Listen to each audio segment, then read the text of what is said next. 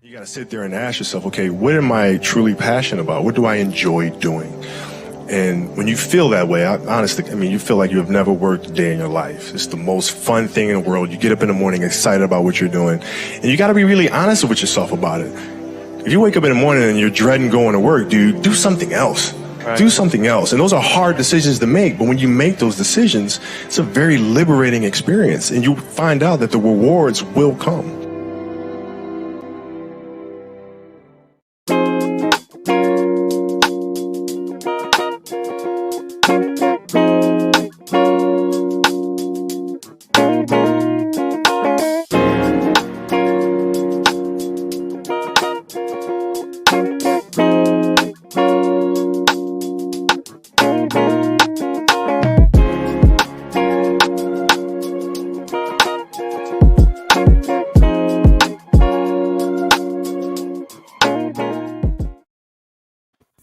All right, man. What's going on today? I hope everybody had a great day. Your day should be actually even getting better because you get to glance on the screen at one of the nicest assholes you ever seen in your life. And we got and the biggest thing we got going on right now, as always, we got another week worth of some outstanding topics we got going on for you. And before we get too further in, we're gonna go ahead and just start off normal. But then if you're looking on the screen, do not adjust your screen today. I was trying to. Someone of the female species on our screen. Female species. I know it's just a shot. It's been so long. It's been so long, man. It's been so long. That's a fact, though. That's a fact. So we appreciate her. We're so glad that she's here. So glad that she's family. And we're gonna get started with we're gonna get started as usual. I know normally we say women first, but we're gonna go ahead and let the guys go first, and then we're gonna bring her in style on the only way that we can do it here on Unfiltered. So again, glad everybody's here. Y'all know what to do. It's called like, then share, subscribe. And you just that's all you gotta do. That's all you gotta do. And if you want notifications, people was getting me so bad. A lot of people's like, I had notifications before every time y'all would come on. It's a Facebook conspiracy to get Unfiltered. Okay? A lot of y'all had us followed before. Nah, it ain't no following. So y'all gotta go back in time, go back on that page and press follow, and we're gonna get it started. So we're gonna go ahead and let Matt go ahead and get it started first, and we'll do it like that. Welcome back, everybody. It's your boy Mac Daddy. 1/3 of that Unfiltered. Continue to please to share, like, and subscribe. Miss y'all. I'm ready to get to these topics, and I'm just excited, for everything new, the news, and everything. And I'm excited, for our special person that we have, but I'm gonna say that for a minute. Save it. We'll let her introduce herself. Go ahead, Cuzzo. Listen, I am not one for a lot of words all the time, but I am so hyped to be here. Thank y'all for having me as a part of Unfiltered. Y'all are gonna hear from me. So hold on, because she's so few words. Let me give her an introduction worth of everything. Yeah, grab the mic like that. Woo! Ladies and gentlemen, who we have as our third member of our Unfiltered crew. Yeah. Is an amazing young woman. Amazing. Yeah. Who has graced our very show with her presence. Agreeing to be our third host. Who's going to bring such not only entertainment, but education and knowledge. But such a presence that you guys will be here every week on time, ahead of time, beating your computer screen saying, what the hell is going on and why isn't they started yet? So, without further ado, we want to introduce, standing at an incredible feat of 4 foot 5. 11, thank you. 4 feet 3 inches. Representing the short crowd. The beautiful, powerful queen, Miss Heels. We just gonna say hi, Miss Heels. How you doing? There we go. Oh my goodness, what incredible! Now you can go ahead and give them your dryness. I mean, that was an excellent There you introduction. go. I can't even lie. There Okay, we go. That was I dope. can't even lie. That was dope. That was pretty dope. But it is 4:11 and a half. Thank you. You got to add that half in there. That makes a difference. I'm out here. Yes, thank you. Thank you. But no, all I was saying was that, yeah, I got a lot to say. I'm representing for the females. These gentlemen on here, they gonna be saying they stuff, but trust, I'm gonna hold it down for us females. Y'all ain't gotta worry about it. Big trust. Yes, yes. Well, there we go. I mean, I think the crowd agree with you too. So let's we got a couple tops we on for the night. So again, like, subscribe, and share. We are also on Facebook, and we're also on YouTube as well. Just to let you know, in the process of getting on Periscope, I cannot believe I'm even saying that. I don't even have a Periscope account, but they told me that's the way the next place to go. So hey, I'll go to Periscope, wherever that means. But until then, let's go ahead and let's get started. I want to get started with one of our topics, just a little free conversation for maybe about a good 5 or 10 minutes, just for everybody out there. We had a couple events we did want to touch on before we get into our topics. One of those things is that not so much sports, but it's been a heck of a week in sports. Yes, especially this past week, especially for one organization in particular, the Las Vegas Raiders. Yes. It is really, really incredible what's going on with this organization. Not only have they lost their coach due to comments that were deemed homophobic and racist, he resigned. They also lose 2 second-year players. And this is amazing to me. Everybody ever hear this? And I really want to know it because I'm going to get to what exactly I want to talk about in regards to this. We have Henry Ruggs III. Drunk to the point where it's no good reason why anybody that was around him should have ever let him get behind the wheel of a vehicle. Crazy. Not on a freeway, on a residential street in Las Vegas. And if anybody's ever been to Las Vegas, that's all I'm going to say, residential street in Las Vegas. Going 156 miles per hour. Rear ends a vehicle, and much prayers to the young lady's family, kills a young lady and the dog in the car. And the descriptions of the scene were so horrific, I was like, my goodness. People that witnessed it said you could hear the woman screaming inside as the car burned and she burned alive. Horrible. Then, if that's not enough, you got another young man who makes a piss poor decision. He decides to get on social media. We got to find out that cornerback's name. I think it's Arnett, second-year corner. Gets on social media. Let me say this again. He gets on social media and threatens someone with violence, not in the way of fisticuffs. In the art of trying to kill someone, saying that he was going to do it. And, of course, they got rid of him ASAP. So, man, you got these 3 situations. And we ain't going to spend a lot of time on them because we want to get to our great topics we have for tonight. But everybody, I mean, all the situations are different at this point. But they all involve one major thing that is missing in society, that people seem to not want to even divulge in when it comes to a lot of decision making that's being made, and that's character. To me, you got 3 major character flaws right here. In the case of Ruggs, I see so many people say show him mercy, and I remember talking to Matt down there when they was like show him mercy. I'm like, you know what? Absolutely, I agree with mercy, but guess what? Sometimes sorry ain't enough. You can say sorry all day. Yeah. But some penalties you got to pay for. Yeah. It's consequences for every action. Yeah, you can be sorry. You can feel like, dang, I should have made a different choice and I feel bad about it. But there's still the consequence you got to reap from that. That lady, she ain't gonna get her life back. She dead. Nope. You know, so it's like that's a part of the consequence from your actions and the choices that you made. And it's just, I'm gonna share with everybody else. I'm not tolerating drinking and driving by any means, but every one of us has been guilty of, hey, you know, having a drink with a friend and getting behind the wheel.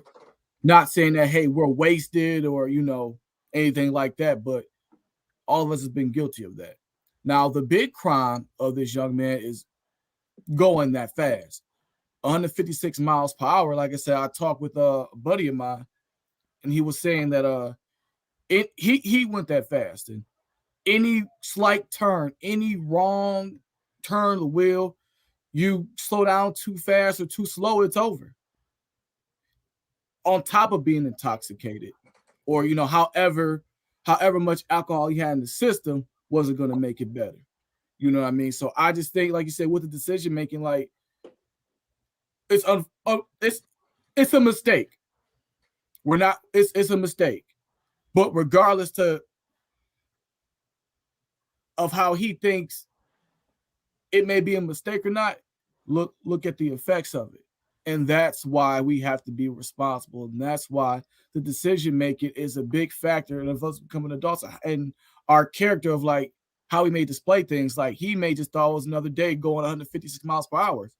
I feel like that's not his first time he did it. Yep. You know what I mean? So we all just think we're invincible, or like, hey, we can do it and maybe nothing won't happen. Or hey, I got away with it once, I can do it again. I think that's a little bit better than what you I think that's the best, because both of y'all, I believe, saying the same thing. And you know, my brother right here, my man, he kind of hit it. No guidance. I've heard this all week when people always say, what's that term? Birds of a feather flock together. That's not necessarily true. Right. I agree with that. What I mean by that is that I've been around guys. I don't want to say we friends, but I've been around guys that did some of the most stupidest things. Mm-hmm. What happened is that I just stopped hanging around them. They didn't influence me. I realized it was one or the other. Like, look, if I'm around you, it's guilt by association to a certain degree, or you just outgrow them to that point. Yeah. With him, like you said, I mean, 100. Sorry ain't gonna be enough, and this is gonna be one of those hard lessons. It's like if you've ever seen the movie Red Tails, really good movie. And one of the quotes in that movie, he says that experience is the hardest teacher because it gives you the test first, then it teaches you a lesson.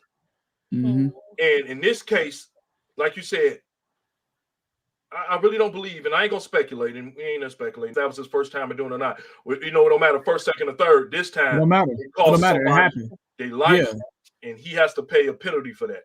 I don't believe he's beyond redemption. Absolutely not.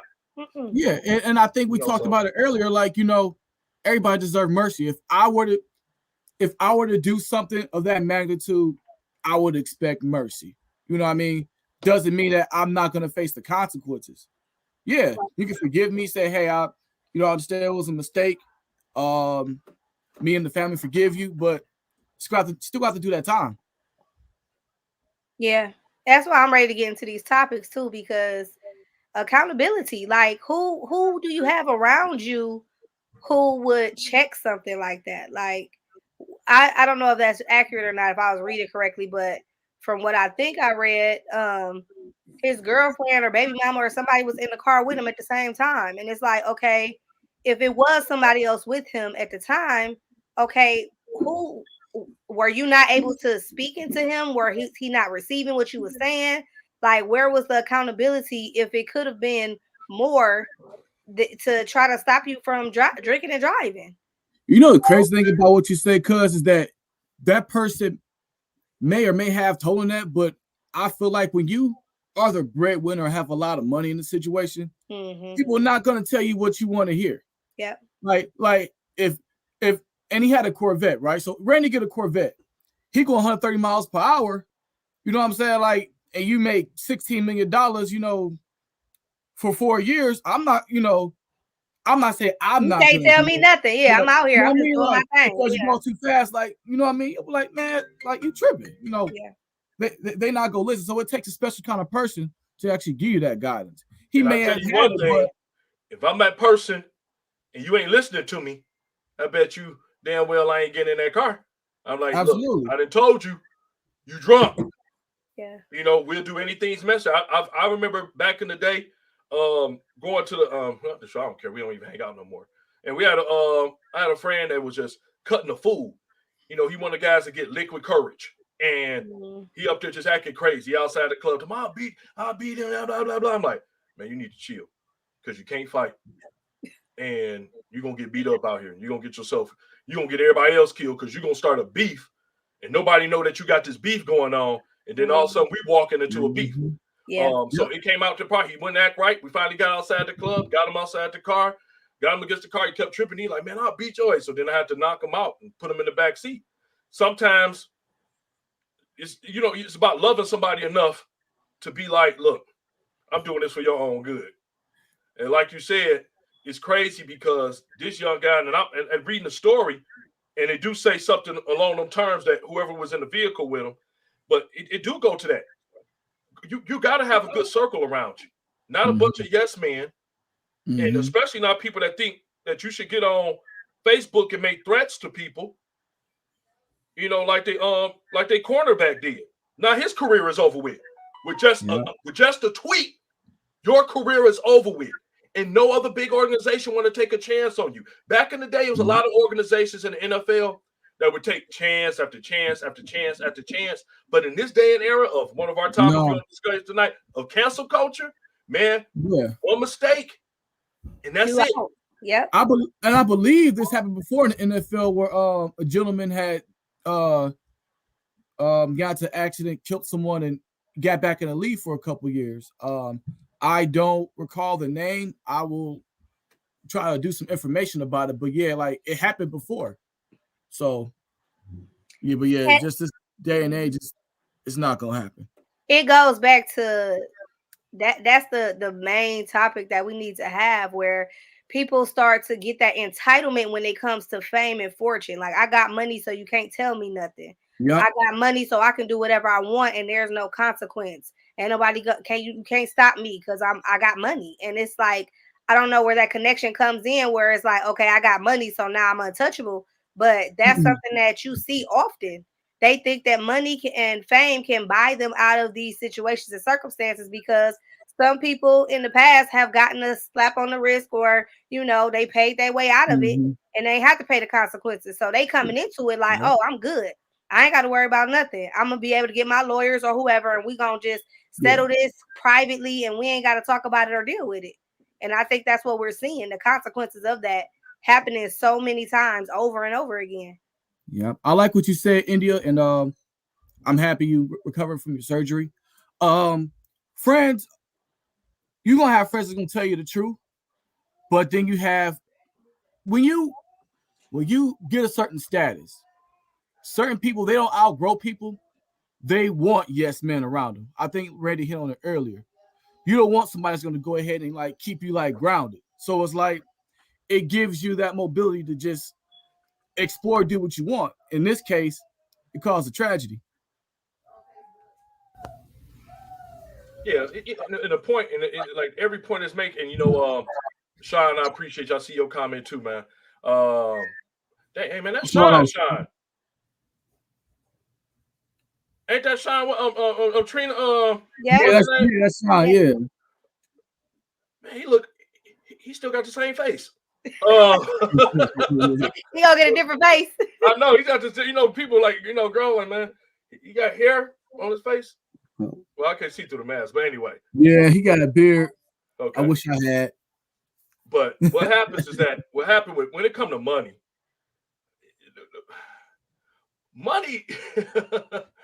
money don't change people, man. Money reveals what you already are on the inside anyway. And you see it. I see it all the time. Success and money don't, say, oh, this person changed. No, it reveals what's ever on your deep inside. That's why some people not moved by money. You can get somebody $1 million, they're not moved by that. They're like, okay, whatever. They want to go out, maybe help people, sit on it. That's You know me. how many people we sit next to every day that's millionaires and you would never guess it? Yep. Because a lot of people associate, if they got money, they got to show they got money. They flashy. Yeah.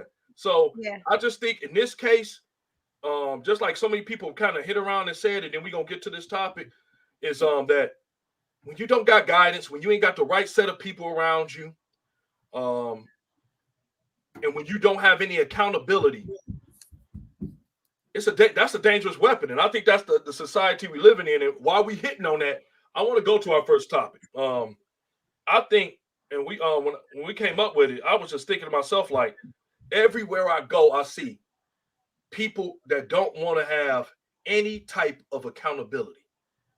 Everybody is so quick to place blame on everybody else, look for the scapegoat, look for the rationale for why you did something. Oh, I did this because, well, it's easy. I did this, why did you do it?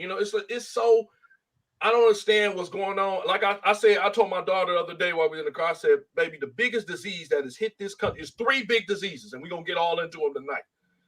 And it ain't got nothing to do with Corona or COVID. How everybody want to say it. It ain't got nothing to do with those. But one of those major diseases is lack of accountability. Americans don't like accountability because that means that the things that you do and the choices that you make, you got to be accountable for. You got to be able to suffer the consequences for whether they're good or bad. And people don't like that. Point blank, people don't like it at all. They feel like they should be able to believe, say, and do anything they want to do. But when it's time for them, their feet to hit the fire, now, no, I shouldn't have to go through that. Are you insane? That's insanity for someone to think that you could do whatever you want to do and never have to pay a cost for the situation, whether good or bad. So you don't get to, life is not a buffet. It don't work like that. You make a choice, you do it, whatever it is, you got to go whatever the consequences of it. So, in this one, it's just basically like we was just talking about. We're just talking accountability. Really, are we canceling accountability in this country now? To the point where it's become like, everybody say, it's the new, everything is compared to black. Ain't that ironic? But, what I'm saying? Like, it's not taking accountability the new black. Is that the new fashion right now for everything? Don't take accountability. Well, Miss Hills, now we'll go ladies first. Won't you go ahead? What you feel about accountability? What you got to say? I mean, in real talk, like, accountability is something besides what's just going on in society and the culture. Like, that's something that people do not, it's like a cuss word. It's like you calling me out my name. People don't want to be held accountable because that means they have to deal with themselves. And people are afraid to deal with the truth about themselves. They don't want to face that. They want to just be passive about it. They want to just, ignore it, act like it's just going to disappear because it's hard, it's challenging, it's ugly. And they don't want to acknowledge that that's who they are or that's where they are in life. So I feel like accountability is very important. And to be honest, most people are going through these like cycles because if you pay attention to successful people who everybody feel like is got money and Jeff Bezos and all these people, they had accountability at some point because they was going through that same cycle, but somebody had to check them. They had to get a team around them to hold them accountable. Like, hey, you say you're gonna be here at 10 o'clock, that means you need to be here at 9:30. So then you on time. That means you early. Little stuff like that. But a lot of us don't have accountability because we don't want to talk. We don't want to tell the truth. We don't want to open up. We want to kind of like hide and like hoarder, like all of that stuff that we are going through. Just having regular conversations, like even us talking about this is a big deal because people don't have the conversations that's necessary. That's why so many people in the culture and the community and the new black is hurting. And you see so many people who got anxiety and depression and all these things because they're not releasing nothing. They just holding everything in. They're trying to hide it. They're not trying to share. They're not trying to communicate. They're not trying to get an understanding. They just want to do what they're trying to do without consequence, like we said before. And I think that's the reason why they don't want to be accountable, because they know when you are accountable, you got to deal with the consequences. You got to deal with your actions. You got to deal with your behavior. You got to find the root of why you acting like this. What pain or hurt happened to you, or trauma that you're not dealing with, that's causing you to not want to be accountable. I like that one word that you said. It was a big word. It was root. Mhm. We're going to get into that. But root, and I'm being very serious. People, they, Mac, before you go, I want to go over it. Mac, what you feel about Sean? I see your comment, and I absolutely agree with you. There is a fear connected to accountability. Yeah. Mm-hmm. So, when I think about the word accountability, the first place my mind go to is the workplace. It goes to the workplace. I've been in environments to where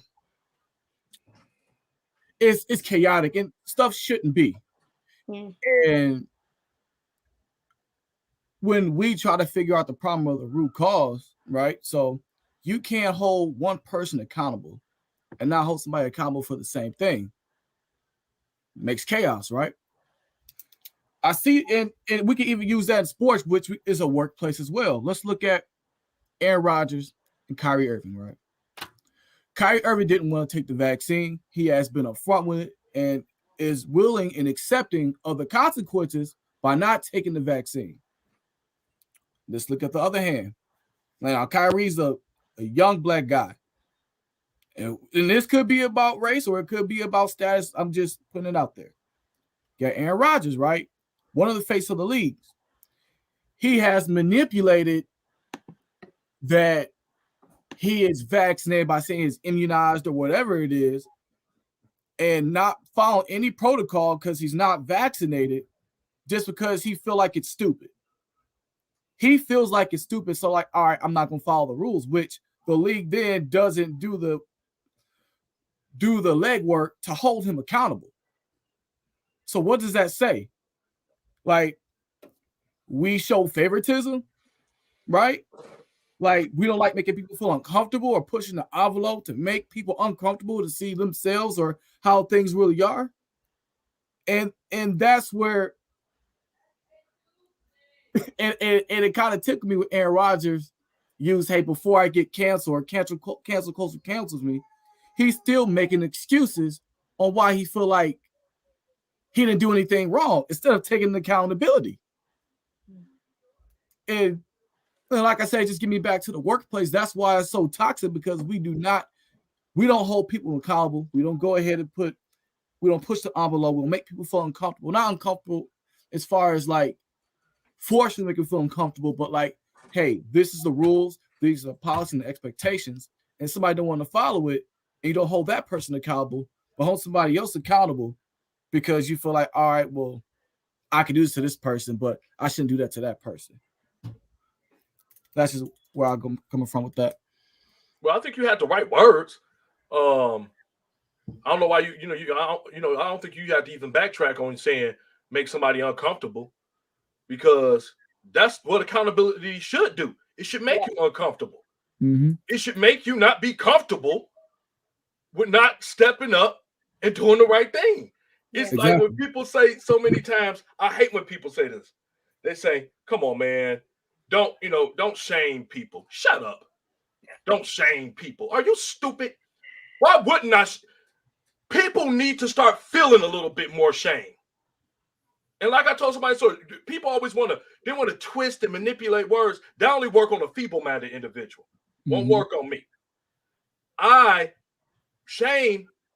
shame does is make you look at yourself and evaluate, is what you doing right or wrong?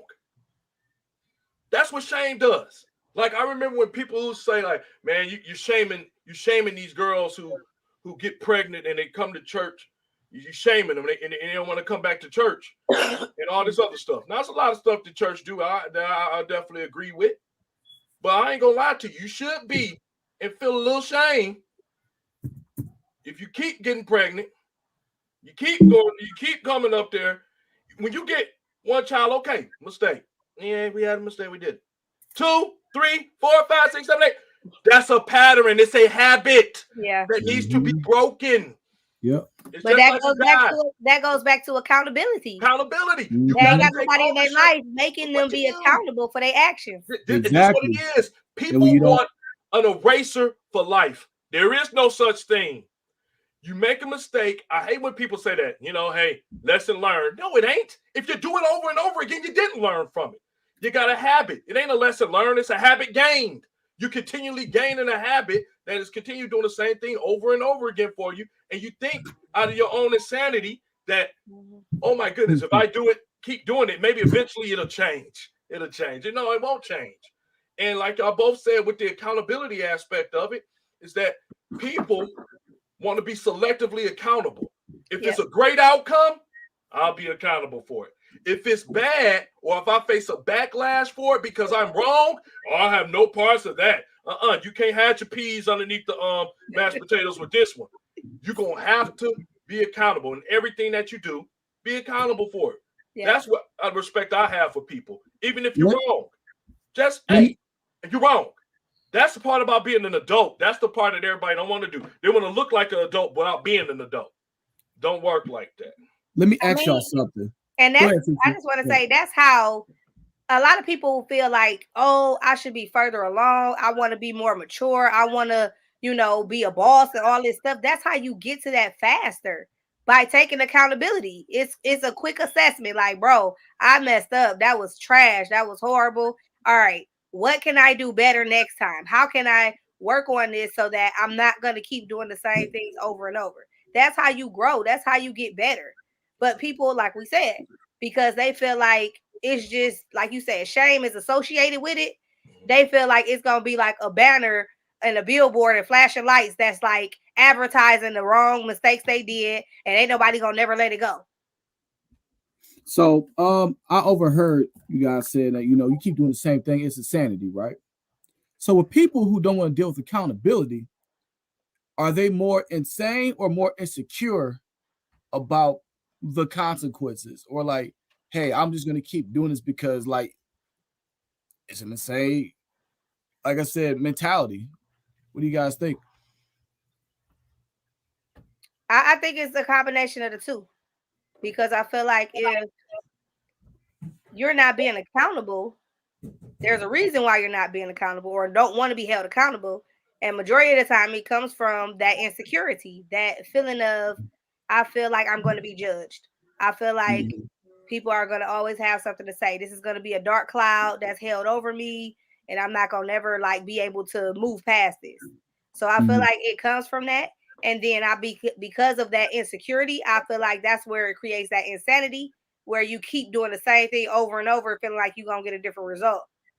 I feel like that it starts with the insecurity and then it evolves into insanity because you get stuck in that pattern.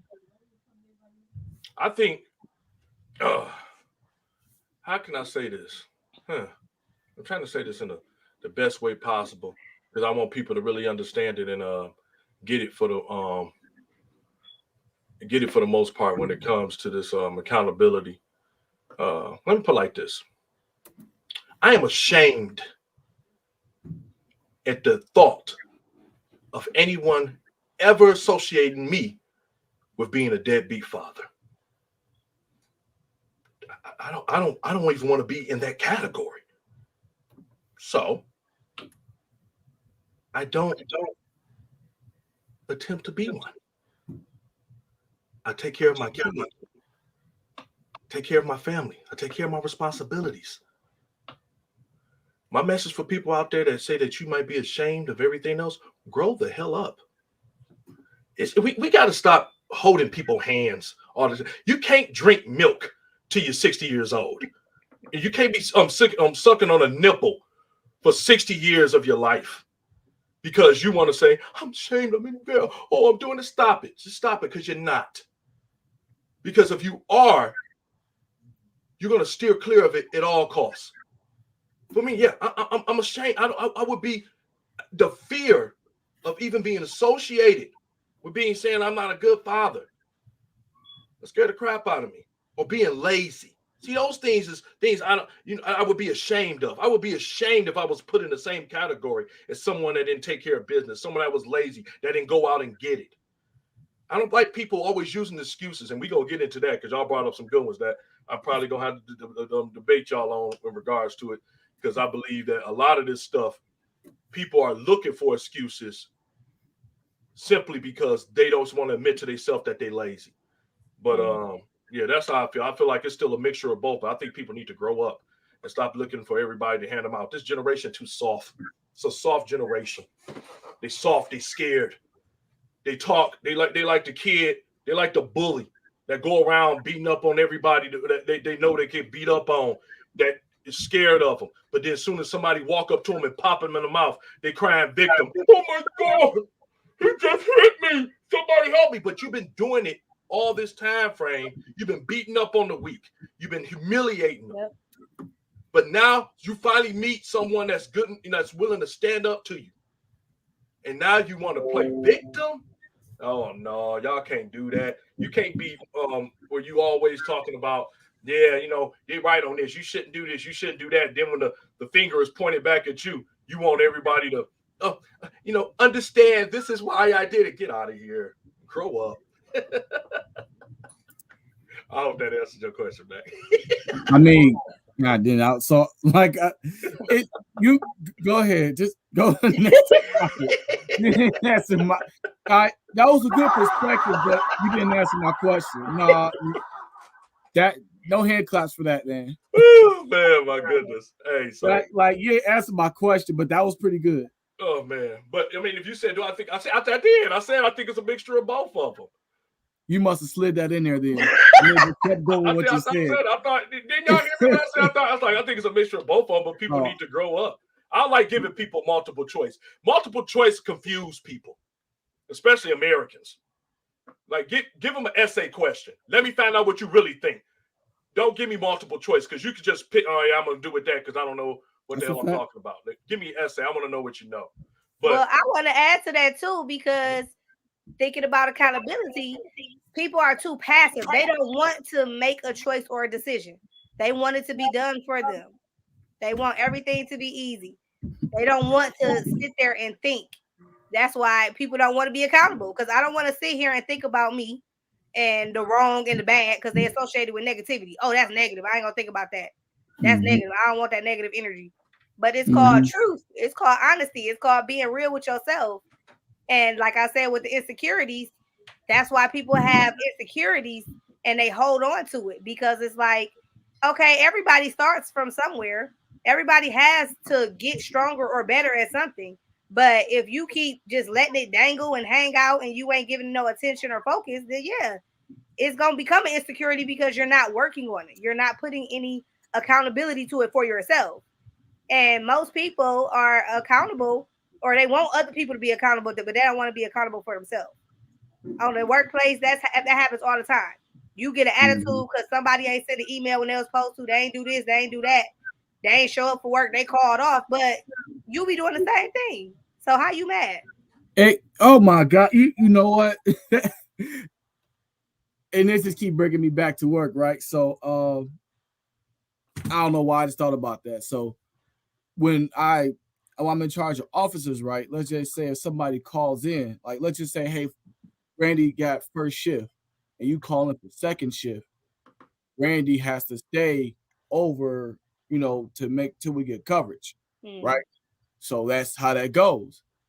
So the thing that irritates me the most is that people say, well, why they call it? I can't stay, or I don't want to stay because I'm scheduled these hours and I want to go home. I'm like, well, just think about that when you called off last week 2 times in a row. Like just stuff like that it's just irritating. Like I have to make decisions at work where I tell somebody I treat you like an adult, or I can treat you like a kid. You have to pick one, but don't be upset if I pick it. You stressing yourself out. Fire their ass. See, I'm simple. I'm simple. I don't. Hey, I wish it was that multiple easy. Choice. Multiple choice. Easy. Yeah. Do you want to work? Do you want to make money? You don't? Get out. That kid. There you go. Because you would care. I'm out of there. I'm not about to. I'm Yeah. not going. I have a 14-year-old daughter. I don't want to have a 39-year-old daughter, a 24-year-old daughter, a 52-year-old daughter, a 52-year-old son. If I have to do this for you to work, then my friend, you don't like money. So, my friend, let me help you with this. Let Dr. Johnson help you with it that, because I got a PhD in sniffing out BS. So, go about your business. Stop trying to understand why people want to be stupid. Some people just stupid. It's not that hard. It's not difficult. We make rocket science. I mean, this don't have to be rocket science. Oh, I'm calling off. You called off 1 day, 2 day, 3 day. Hey, let me help you out. Call off for the rest of the month. You're fired.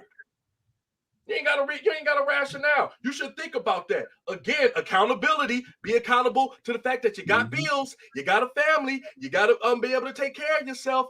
If you don't care, why should I? So why am I gonna stress myself out at work? I've learned that a long time ago in my 39 years of living. I'm not gonna let another person. People be proud. Yeah, I'm trying to stop from cussing. I'm trying to stop from cussing. I'm not gonna let another person get my blood pressure high, and I'm not going to worry about another person's well-being if they don't care about it that much. I'm like, hey, you don't want to do it? So be it. Get out of here. Oh, you didn't send these stuff? You knew you were supposed to do. You know that you were supposed to do that. Yeah, I just didn't feel like doing it. Yeah, we all do stuff we don't feel like doing. Who wants to go to work every day? Nobody wants to go to work every day. People will much likely want to stay at home with their families, enjoy their kids, enjoy their wife, their girlfriends, or the hobbies that they do. Absolutely. Who wouldn't want to do that? Sometimes we got to put in 12-hour shifts. And guess what, people? If you work for yourself, you still got to put in more time, because if you don't work, you definitely don't eat. So stop all that. I'm going to get my own job and make my own hours. No, don't work like that. If you work for yourself, you got to put in more time. Yeah. See, this is the thing we talk about with accountability, and people just using every excuse in the book to try to figure out why they make bad decisions. It's a lot of reasons why people make bad decisions, but the number one is because you choose it. You ain't got a gun to your head telling you make the bad decision. Some people just need to grow up. We got to get in the side where we just got to grow up. And like I said, going into that, I say, yeah, fire him. Get your job, fire him. Don't talk. I don't care. Yeah, look, I wish it was that simple. Yeah, but I mean, no, you're absolutely right though. Yeah. Fire him. Don't get out of here. So angry. Hey, John, there you go. Let's go right back into the next one, because a lot of people right now is probably looking at this like they've always done for the last 3 years and say, Randy is very hard. I would not want to be with him. And you know what? Yeah, my liquor probably too strong for you, because I'm 190 proof. It come with truth. It's gonna hurt, but the reason why it's hurting is because it's getting rid of all that bacteria that you got built up from lies in your body. That's why it hurts. So I don't know why I'm on the show with you, dog. Why people so sensitive? Felicia, I think you made a mistake. Nah. Listen. He been in my life a long time. I know who I'm dealing with. I know. Hey, so we just go right into that. Why are people so sensitive? Thank you. Don't make Mac is my dude. This my dude. This is my other Mac. Don't make excuses for failures. Say what you're gonna do better the next time. Just get out of it. Just you did it. Mm-hmm. You're going to learn more from failure than you ever do from winning. This is why champions, this is why I'm going to tell you, it's one guy that I really have a lot of respect for. A lot of people don't like him, but his name is Lennox Lewis. Lennox Lewis is actually maybe one of the few people who has beat everybody that he's gone against. Some people are like, what you talking about? He lost. No, he did lose. He lost against two guys. He lost against Rockman, and he lost, I kind of think of the other guy that he lost against. But what happened is he came back. No excuses, made the adjustments, and got back and beat him. He didn't make no excuse. He said, you know what? He caught me on the day. I'm going to go back and beat him. Got a chance. Do your thing. The problem is so many people want everybody. We ain't going to get in there. We got to get this topic. But why are people so sensitive? Mac, I appreciate you, man. Yeah, give that hand. I see John Glover, man. I see that, man. Press that button, whatever that thing is that you have. Hand claps. The hand clap button. Clap it up. Man. You are 39, huh? And I see you, John. Get the paper trail started. Performance management is my middle name. There we go. And yeah, oh yeah, look, that's already taken care of. I'm just saying, like, what I was saying before is just like the mental, like the mindset. Yeah, like that's. Thank you, Felicia. Because it goes to priorities. It's not a priority. If taking care of my family and taking care of me was a priority, I ain't gonna be calling off and making no excuse unless I have to. Like I gotta be half dead and I can exactly. It's your willingness. It's discipline. It's like I always say with discipline. Discipline is when you decide in your life that the most important thing to you is the one you're going to work for and you're going to work towards. And the thing that's only satisfying you right now is what you're going to put to the side. That's what discipline is. Because discipline means I got a long-term goal to where I want to be and what I want to do. So the temporary satisfaction of what that distraction is giving me right now is not enough to take my eyes off the prize. And until people start doing that, because people are afraid of accountability and discipline, you're going to have the same situation all the time. And John, I agree with you. I think sensitivity is cool, but I think laziness too. I'll put that on there. But let's get into that. What do y'all think? Is it right now we live in a society where so much, and we get into the next topic, y'all continue to share, where it's why are we so sensitive? What is the root cause? Just like my beautiful cousin just said, the root cause of this, or is it censorship in disguise? Because we got a little bit of stuff going on. And this is something I kind of believe in too. Because I'm going to give you an example. Dave Chappelle, the closer. We talked about this. Dave Chappelle, the closer, all of a sudden everybody want to cancel him, right? For the most part. This ain't the first time. He had a lot of problem with the, I believe it's not so much the whole community, but it's the T part of the LGBTQ community that don't like him. They can't stand him. Yeah. And now, the more and more I look at it, it's the black men who want to be women that can't stand him. Because now they're trying to make it a race issue. It's, you know what? I don't like to get into a lot of stuff because when you get into a situation where the whole thing is confusing, guess what? It was designed to make everybody confused. Because the more confusing it is to everybody, the more things can be snuck in and thought of as, oh, that sounds about right. Because you're confused. You're confused to death. So basically, the individual that was leading the charge against Dave Chappelle had information come out about him from a long time ago, homophobic tweets and racist tweets came out about him. All of a sudden, keep in mind, it's the same community that wants to cancel Chappelle. Oh, you made whatever mistake, and I'm still trying to figure out the mistake that he made. But they want to cancel him. They want to get rid of him, cancel him, take away all his fun, everything. And this guy gets up here and has the audacity to say, after all this stuff came out, and this hardcore tweets is mean-spirited tweets. He was racist and homophobic. He says, well, now y'all can't come from me because I have changed and I am a changed person. I'm like, but you said it though. Yeah. So, again, that accountability and them consequences for them actions. If Kevin Hart could get kicked off the Oscars for something he said over 10 years ago, and then apologize for, and 1,000 times, and still get attacked. And still wanted him to apologize. Still wanted him to apologize. And he was changed. Like, he get out of here. About that life. That's crazy. Why do you think it is so people? Because, you know, it's just not. I know I'm not just want to put blame on one group of people. It's a lot of people that's sensitive. Anything that people enjoy doing, or like I like to call it, almost your sinful pleasure of choice. Whatever it is that you like doing the most, you're going to defend, and anybody that comes up against it, You want to cancel them. You want to cancel down their thought, everything else like that. I told someone like, what's her name?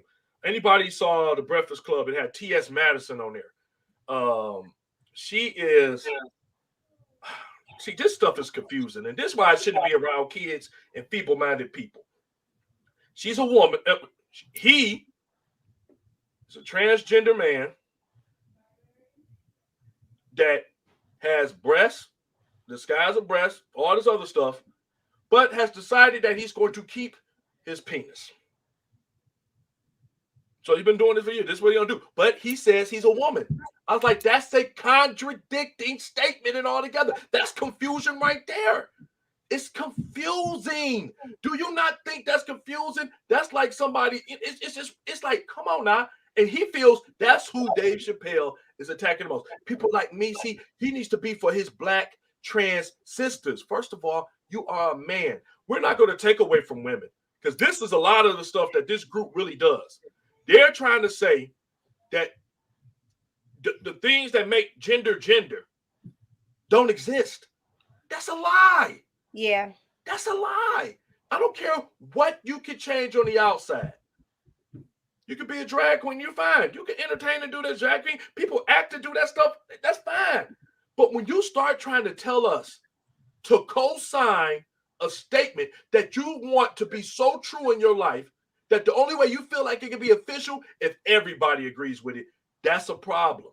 And that's my issue with the system. Well, that's because it's control. It's like you want me. So this is a topic that we could talk about forever because I have friends in the gay community, all them alphabetical letters, all of they out here.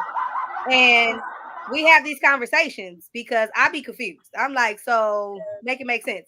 And they're in this community and they don't even understand each other. They all confused. Everybody confused. So like you said, it's a chaotic thing. It's not something that's just very simplistic. But my point I was making was that they want you to agree, like you said, with what they feel, what they believe. And if you don't, all of a sudden you hate them. You're trying to cancel them. You need to be canceled. And it's like you said, going back to the topic, why are people so sensitive? Because people want their way. They want what they want, how they want it, when they want it. And if you don't agree or feel the same way they feel, they automatically associate it with hate. And that's not even accurate. We can agree to disagree. We can have difference of opinion. And I don't have to hate you for it. I actually respect you because I don't want we all to be the same. I don't want you to have the same opinion I got. It's better when people have different opinions because there's different perspectives. There you go. You can learn something different. You can see something different that you've seen before. If everybody got the same perspective, then it's like we robots. Absolutely. Everybody is exactly the same. Absolutely. But that's what I feel like is going on with culture. Everybody does not. It's all tied, like what you said with accountability. It's all tied together. People are sensitive because they don't want to deal with that accountability. They don't want you to tell them the truth about themselves because they want to still be living in delusion, or they just don't want to deal with it. They want to be passive about it, and they just want to keep doing what they're doing because, like you said, it's their sinful pleasure. It feels good. Don't tell me about what I'm doing. But that's where the double standard come in because they're quick to be like, oh, because you don't agree, you hate me. But when we are saying the same thing, like, okay, I don't believe in same-sex marriage. I don't believe in this, and this. Then all of a sudden, they can't accept that. They feel like, no, now you're hating me and I don't respect you because you are just focused on you and you don't want to be open-minded. They start to flip it because it always goes back to, I want you to say what I want you to say. I want you to agree with me. And if you don't, then I can't hear nothing you saying. Absolutely. I think that's some very good points. Very good points. Mac, I see you over there simmering. I see the steam coming off your bald black head. Bro. Because before you get, I just want to say one thing. No, go ahead. It's just me and Mac for being on this bad boy again, 4 seasons. 4 seasons strong. Thank you again to our supporters. But I can count, and I can be honest. In a lot of the topics, some of them, I want to say that we can disagree a good almost 50 to about 40% of the time on topics. And we like, okay. And that's fine. Mhm. No matter how many people on here saying this is that and that is this. It's because just like what Miss Hills was saying, we need to, this is a reason, really low key, this is the reason why they had things like the Supreme Court. It was the original intent of the Supreme Court, right? Well, let me not say that because I know why we had the Supreme Court here and what they was trying to do here. You know, y'all get what I'm saying? This kind of racist. But but what I'm saying is that when you have a whole bunch of different point of views, unbiased, let's add it in there, unbiased, judging actions, not people. You know, the way the law's supposed to go, you're supposed to judge actions and the intent and the proof, not people. When you can do that, that's why you got so many perspectives, because guess what? It may be something I may be dead on one point, but it's something that Miss Hill see that I'm not seeing. Or it might be something that Matt is seeing that neither one of us is seeing. That's why I love that. I love that statement you said, perspective. And that's what a lot of people don't understand.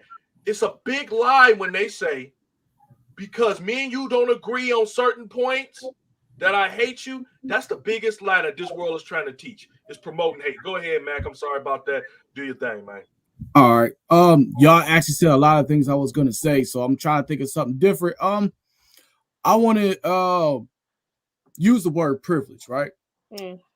It's the simplest of privilege, right? It's entitlement, qualifying, and authorized, right?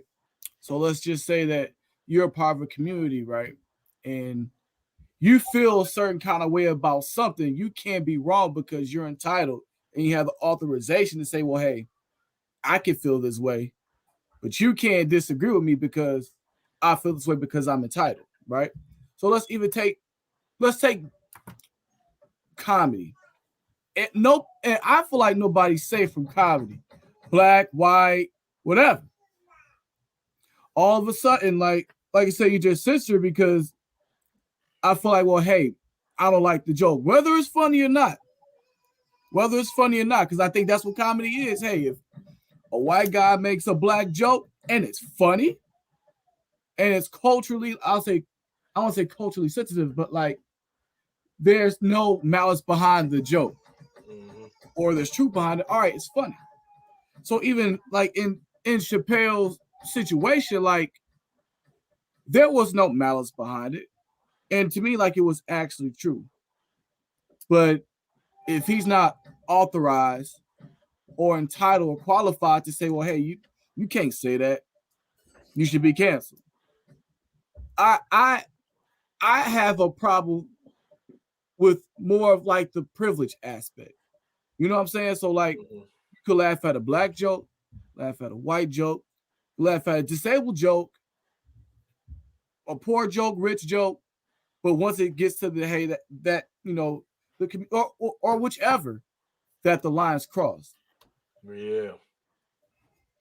So I agree with that. Like yeah, just that whole privilege aspect kind of gets me off of my square, you know. Like I said, because I'm all about accountability. I agree with you on that. And you know what's funny that you brought that up? A long time ago, y'all remember, and it's so funny that a generation of people that grew up with South Park, The Simpsons, Family Guy are so sensitive. When those people can say what they want to say about it, and don't get me wrong, don't have your kids watch those shows, but they touch on every topic, every person, every race, every religion, and everything else of that nature. And somebody asked me, like, why would you watch it? You don't find it to be racist? No, because a lot of their stuff have a lot of truth. See, they say it's a saying that says truth in jokes. It is. There's a lot of truth in the jokes. And I'm going to give you one, and then we can move on to the next one. But if y'all remember, rest in peace, Isaac Hayes. Isaac Hayes used to be the voice of Chef on South Park. Mm-hmm. He ended up leaving South Park. People want to know why he left South Park. after South Park talks about everybody and everything, every race, religion, culture, color, everything else under the sun, one day they happen to talk about Scientology. And guess what? Scientology was his religion. And he said, you guys crossed the line. Seems awfully hypocritical. Sounds like you want a little bit more privilege, saying we can talk about everybody else's stuff, but we can't talk about his. And they said the best comment, Trey Parker, who I love, he's a really guy, got a nice woman too, because he's black. And he said, where was your wholehearted sympathy when you was cashing those checks talking about everybody else's jokes? That's all I'm going to say on that. I think that was a great job that Trey Parker did and answered it. He didn't dog him out. He going to say, where was your bleeding heart when you was talking about everybody else's stuff? And I love every single one of them points. I mean, before you get off of that, Randy, it's just like, but look at the success that all these shows have. It's not just, you know what I mean, a particular set of people watching it. So that says a lot too. And you know it was bad because I think not too long ago, I think it was Family Guy or South Park took off one of their episodes out of pressure from the LGBTQ. It wasn't that long ago. Yeah. And it lets you know when you start getting a group with that much power, who's the engine behind it running it. I ain't going to say nothing else because I ain't trying to we want people to see the podcast. They'll get me. I know they will. I don't want nobody to get me, man. That's all. You enjoy yourself, Felicia? Absolutely. Yep. There we go. Now let's talk about this one. This is good. This is what I'm ready for. This is the one I'm ready for. This is amazing. I'm gonna save this one about the cost last. But this one, I love it. Every single one of us love this. We heard about it. If you haven't heard about it yet, which you might be underneath a rock, but that don't mean that. It means that you just haven't been paying attention to it. It is a league that I absolutely love the idea of. And it's called the Overtime Elite League. It is a basketball league, which I'm believing is about to branch out into different other sports. Mm-hmm. That actually is a group basketball league that goes out and play other leagues, you know, maybe prep schools and things of that nature. And probably they're going to get big enough where they're going to start be playing teams in their own league. That's what my vision is for. That's why I'm looking at it. Yep. Or for high school, just in case anybody don't see it, it's for high schoolers. Now, they do have to sign away their rights to play in high school and college. Yep. Yeah. So that's the part that we'll talk about a little bit more. But the OTE league is a high school league where, guess what? Not only do they play in the league against the best other players in high school in the country, but they also get paid for it. They get paid. That's the best part. Let me jump in. Can I jump in this? You know I'm hot. Let me jump in this, baby. They get paid for it. And I'm gonna let Matt go first, but they go get paid. They get paid for it. And before Matt go a little further, I just want to give a little bit more information about it. Listen to this. Some of the sponsors who have invested into the league. You took it from me. Yeah. Go ahead and say it, Matt. Tell them the investors who have invested in this league. Just name a couple for them. All right, we got Carmelo Anthony of the Los Angeles Lakers. We got Kevin Durant of the Brooklyn Nets. We got the face of music right now, Drake, and Jeff Bezos sponsoring this league. Crazy. Those are just 4 of the many names that's behind 4 of the many names behind this league. Let me tell you something. All of those names are impressive. But when you got someone by the name of Jeff Bezos, who is currently the richest man on the planet. Well, no. Let me take that back. He's not the richest man right now on the planet. Right now is my man that owns Tesla because his stock shot up. But either way, I'm quibbling about their money. They're making over $180 billion. I mean, my goodness. 180 billion. Elon Musk. Elon Musk. I thought Elon Musk is number 1. He just shot over there. And they're going to keep going back and forth because that's where it goes. But what I'm saying is that this is a huge investment when you got these kind of people investing in it. The one thing I was happy about and I saw is that you had a lot of brothers that were over the league, people that were in the league before, and I know y'all watched the video, and I put a link to it on our site as well.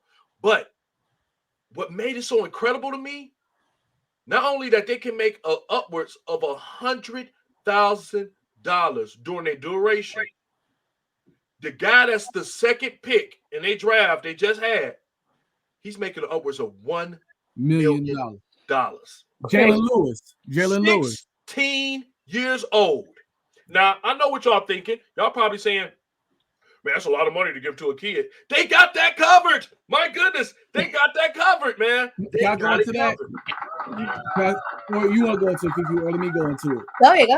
Randy, you can't hog the gold for this one, baby. Go ahead. One of y'all can go ahead and do it. Tell them what's the best part. They may give up their high school eligibility and college eligibility, but they do have classes that teach you mental health, and my favorite one, financial literacy. Yep. And how to use your money. What's the other one? It's something about social media. But basically, like how you use your social media, how you can start a business. They teach you everything pretty much. And dog, like it's what else I want to go into? Yeah, his name's Jalen Lewis. Like he's gonna basically get paid upwards to $1 million. He is the youngest basketball. He's the youngest professional basketball player in U.S. history. That's U.S. history, and I'm just excited like for this whole thing to get started. The thing that I take from it is like we understand what college does. Hey, you come play for us to get our school rich, and we give you education that you may or may not use or may not have any use for, right? But this is a chance for if parents are struggling, or if somebody, family is struggling, or hey, like I have a dream to go ahead and have this business running or have this certain thing going. You have the financial backing and the teachers to go ahead and get that started, and you still have a chance to go to the league. Now, I do understand like the monster that the NCAA is. Like you're still not gonna maybe have that NCAA exposure, but just to get that started, or even just exposure in general, like, hey, let me see what this overtime league is talking about, or let me see this guy. Great example, right? Let's take Cade Cunningham, Jalen Green. Jalen Green is in the G League, made money. And I wanted to say this before you continue. Go ahead. John, you just pointed out exactly what I said. No boosters. No getting disqualified for accepting payment. NCAA is antiquated. But let me tell you something on that point. After Max say this, and I know I want Ms. Hills to say something about it. Because I'm ready. I know you got ready to say. Go ahead and say it. We ain't going to talk about the negative yet. You picked the wrong topic, man. Let's go ahead. Right, even before you finish, Matt. Ms. Hills, go ahead and say what you're going to say.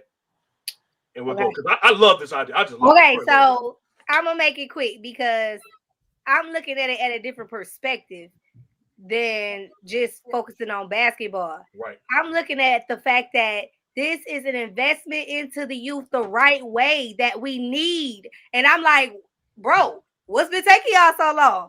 This is going, I don't care if they don't even get into the league. This is helping them. This is accountability. This is everything we've been talking about. They have a whole team around them, setting them up for success. They're going to have life skills.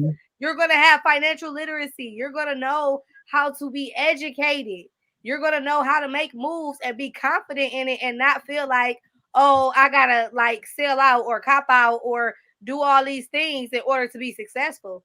They're going to be able to build up their confidence. There is character development 101. Like, that's what I'm turned up for, because the youth be overlooked so much. And I'm like, this is so great because they're investing in their future. They're setting them up for success, and they ain't got to wait for it.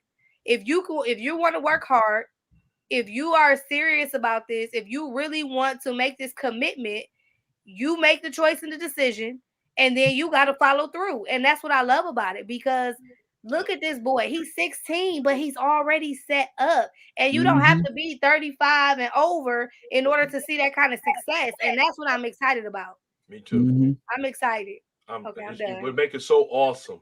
Oh, And you know the biggest thing that nobody ain't paying attention to. Mac, you can go. You go ahead and finish what you was about to say because what I gotta say ain't gonna take long. So you go ahead and do what you finish what you was about Oh to no, say. go ahead, because I'll go after you. Go ahead. Go ahead. I'll go after you. Remember, I was talking about the 3 diseases that has destroyed America. America as a whole, but definitely in the black community. All right. When I said one of those bad boys was no accountability. Other one was selfishness. And the other one, which I love about this, if it's done right, it's going to be amazing. Debt. They will remove debt. Debt is the killer that America loves and is always around, and they keep telling us stupid stuff when it comes to debt. When we got our own country, it's over $58 trillion in debt right now. Trying to tell us how to get out of debt. Their ideal of getting out of debt is raising the debt ceiling, which for people that don't understand that, they're not saying we want to raise it. The reason why they want to raise it is because it increased the amount they can keep spending. It says nothing about managing the debt that they already have. They're saying, let's keep it going. It's like somebody saying, I'm going to stay in school forever, so I'll never have to pay a student loan back. It's not even a viable solution. Unless you die, unless you kill yourself after you're done with school. But this is what I'm saying. That these guys got financial management at 16 years old. That's the beginning of generational wealth for these kids. If it's done right, they may get to the point of the real danger, which a lot of people don't want, is when they said, who needs the MBA?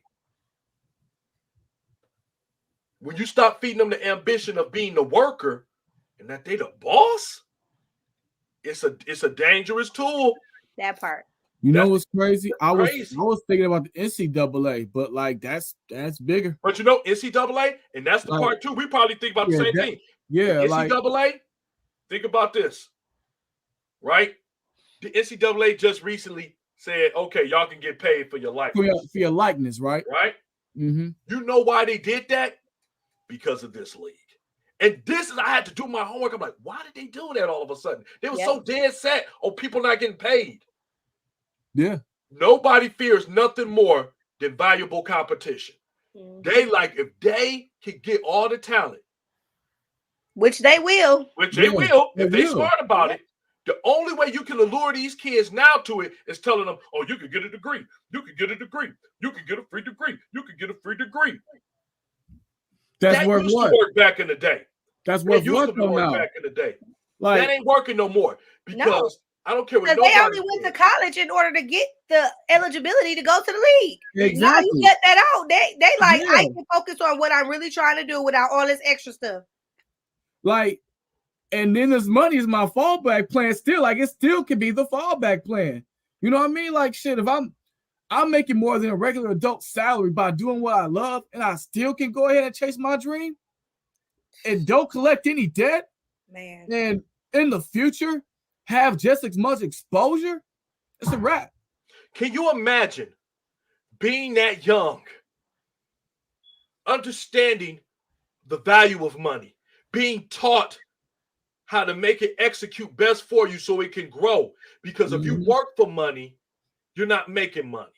The only time you're really making money is when your money is working for you. And if you could get to this point, in just, let's say, the 4 years that they're there, because it is a limit of 4 years. After they're 4 years, they got to get out because it's a high school league. Yeah. But now, my goodness, the generational wealth, if it's done right, again, accountability, because guess what? Nobody can force them to do right by their money. They're going to have to do it. So now you are like, man, I got debt free. My mom and dad ain't got to scrounge up for college. I don't even have to do the college. I could do something else. It ain't saying that they ain't gonna get no education sooner or later. But guess what? Now they can invest enough money where they can pay off 4 years and don't have to sweat about it. Yep. Or even more, they say, I'm going to do something else. I'm going to start my own businesses. I'm going to do all these other different things. And that's the issue. That's what I love most about it.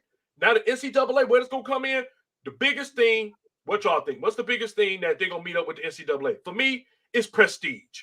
You got Duke. You got Georgetown. You got Michigan State. You got all these big colleges that are known factories for basketball. Yeah, like I said, it's because like you hit it. It's the exposure. Like, hey, like if I'm a scout, I'm gonna look at these big schools first versus looking at a league where I'm like, okay, you're playing against high schools, which are technically kids, versus like boys who are technically adults. You know what I'm saying? Then you got their trainer and like the experience and all that, as far as like this guy coach, whoever who's been in the league for 20 years, and you know what I mean, you got that behind them. But what I will say about this, if this is done right, like you said, this will not be the first league. It won't be the first league. I mean, it won't be the last league. Yep. It will be more teams. Yep. If it's done right. If it's more investors, when you got these kind of investors getting into it, billion-dollar investors, just think if they get even more billion-dollar investors. And we talk about the ones that we know. Where do they get an Elon Musk? Where do they get a Warren Buffett? Where do they get a Bill Gates? What do they get these guys to say, this is the future? Yeah. And what the college is going to do, because the college has got to catch up now. So now, college is going to be like, well, what are we going to do? Because like you said, forever, that's what they've been banking on. Look, the number one sport in college that makes the most money, and it's the most popular sport in the world, is football. Football. College football stadiums are 10 times bigger than professional football stadiums. People want to know why? Because it's more money in college football. Yeah.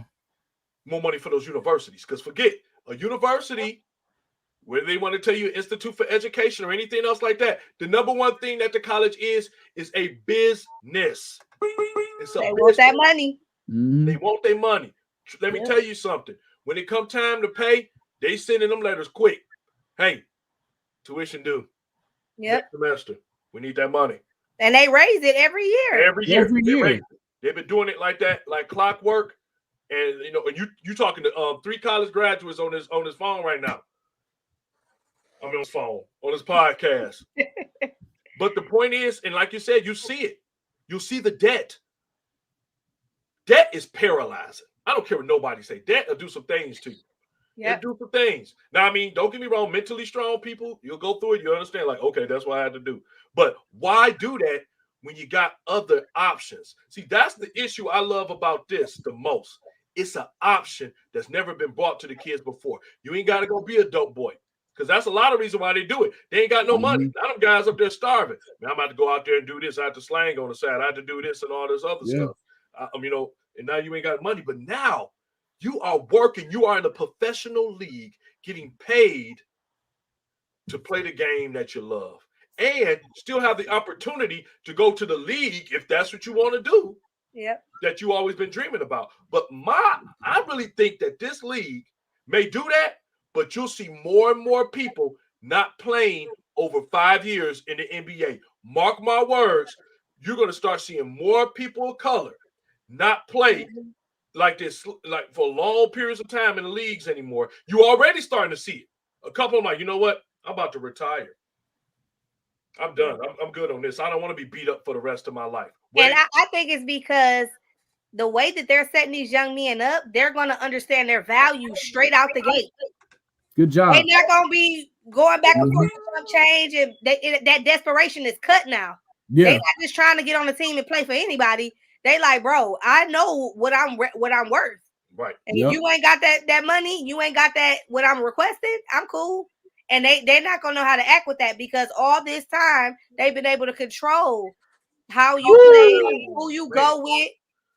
Your whole mindset is stuck on, you gotta be great. That's why they stay in the gym. That's why they stay on off seasons, working out and getting in shape and practicing because they like, and anytime I could get a call from my agent, and anytime I could get a deal, they don't want to be a free agent for long because they need that income.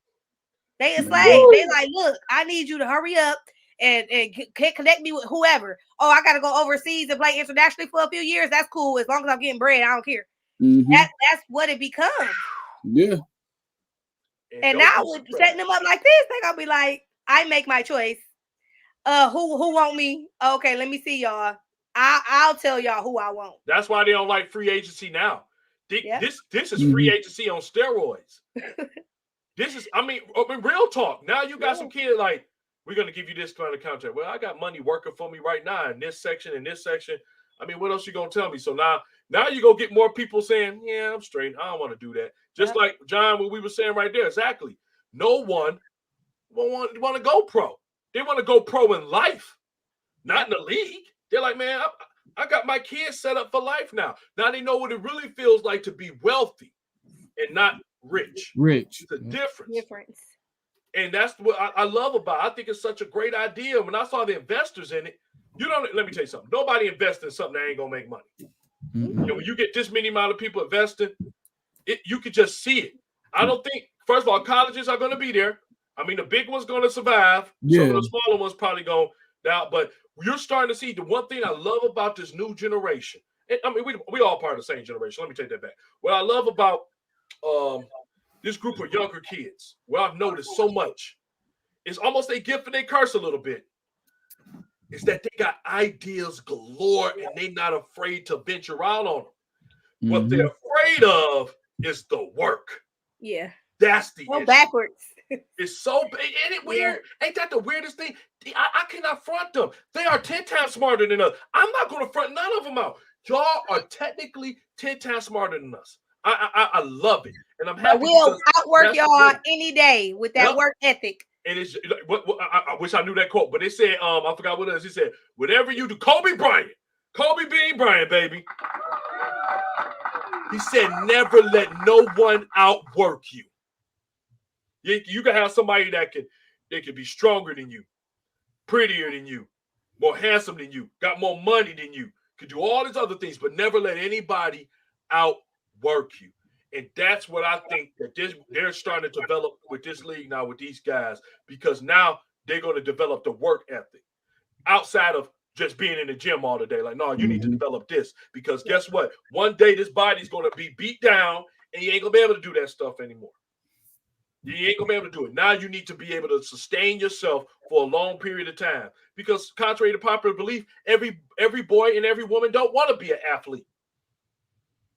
They don't want to be an athlete. People go to college and they're going to be pro in things 10 times more than being a professional athlete. How many people went to college and everybody ain't going to the pros? We need to stop fixating our kids, especially our young black men, thinking that this is the only way you can do it. And guess what? Some on the poor side white kids too, because they do it to them too. Boy, this is the only way you can get there. Brad, this is the only way you can get there. This will get you out the hood. This will get you out your situation. This will get you off the farm, Brad. Now, it'll be but it's crazy, because that's the mentality of some people. And it's always the same story. Don't you get tired of hearing the same story sometimes? Man, yeah, my dad left me. I was here with my mom. I'm doing this for my mom and my family. We stayed in one room and all this other stuff. Every story ain't like that, but they love painting that story because it paints a division of family within the community. Yep. Some people come from great households. Yep. Father and mother there. Or even if it's a single family household, then ain't no bitterness. They want to develop a seed of bitterness. And I ain't with that. I love this program so much. I just hope it starts going basketball, football, white people. I ain't alone in that. Hockey. I hope it go every single way possible to show these kids. Hockey would be big. You know, it's like these guys, every sport, like football, hockey, stuff where basketball, baseball kind of already still do it. Baseball still a little bit. You could be good and you can play it for a long period of time. But we're talking about life after. When you look at the stats of how many people are broke, it's like 75% of the people that retire from professional sports are broke within 2 years. Yeah. And that's what I was gonna say. Like they're cutting ahead to help them. Like you got a few examples like Shaq and people like him who, they learned, before I get out this league or before I get out the business, I gotta make sure I know how to get multiple streams of income. So when my career is over, I'm still making this money. Think about them. That's They incredible. helping the kids do that up front. They ain't even. They gonna be set up. Let's name a couple of them. Name a couple of them. You name one: Shaq, Magic Johnson, Michael Jordan, LeBron James, Kevin Durant. It is many of these people who have developed and said, no, we have to have a stream of income outside of the league. We have to make sure that we are developed after this league because your body will break down. Kobe Bean Bryant probably being the most known, not so much on the money aspect, but in the diversity aspect of how he was able to get all his talent and how he reached it. The man won an Oscar. He won an Oscar. Yep. People, do y'all understand what this means? This man won an Oscar. Okay? That means whatever he put his hands to, and he worked hard, again, keyword, worked hard, he got through. That's why I love so much about this league, man. I think this is the best. I know we all was in a straight up agreement that this was an outstanding idea, and a lot of people really don't know about this. It's just big. Like Jeff Bezos is a big name. Like that's a huge. Yeah, like to have and I'm not discounting Drake, Melo, or Katie, but Jeff Bezos like behind this, and we're not even looking at the entertainment aspect. Yep. Like, picture how many people would view, like, let's just say, my nephew, whatever, is one of these kids in the league. Like, everybody in Detroit will watch it. Everybody in Michigan will watch it. I mean, and it just goes from there. Okay, let me get a guy from Iowa, a guy from Kentucky, a guy from New Hampshire. Like it's a vision with this. I think that's still developing, but I think it will compete with the NCAA. Probably not just this one alone, but this whole ideal of just getting these young men successful and just having them the mindset where they can go ahead and do stuff on their own, like that's what's going to transcend from this league. I think that's awesome. And you know what it is? It's going to teach people now that you have to. It's going to teach you about the discipline. And you know what? The patience. It's not going to be overnight. And now I think that's the problem with in Fifi. You brought it up so much that it's not overnight. My goodness, if we go out, you know how long it can take a watermelon? Because I like watermelon, right? It takes watermelon. When you got to plant the seed, that's a 4-year crop for it to actually start showing up. So you have some people that will get irritated and mad, and they'll stop taking care of the crop after like 2 years. They're like, man, I'm tired. I want a watermelon. Nah. But people don't understand. People only see the fruits of people's labor. But they never see nothing else. They don't see the struggle. See the part that, and the reason why you just said, like, and I know we got that one last one, but that'll be quick. But the one part that I love the most, what you said about the root, and I just remembered, I talked it up in my head, is that, and I think I may have said this to Mac one time, and it is that people see the tree. They'll see the tree outside, above the ground. You'll see whatever that tree produces. You'll know what it is. You'll see if it's apples. You'll see if it's lemons. I mean, you'll see whatever it is, acorns, wherever it produces. And you'll be amazed by it. You go pick off of it. But what you don't see is what's underneath. And it's a process. And the problem is that people just don't like the process because the process is dirty. And they don't like it. See, the roots, people think about the seed, between the seed and the actual tree sprouting, it's the roots. And the part about the roots people don't even notice is that the roots got to go through a lot of stuff before it come out and grow and come through the ground. And the biggest process of growth is in the soil, period. That's the biggest process.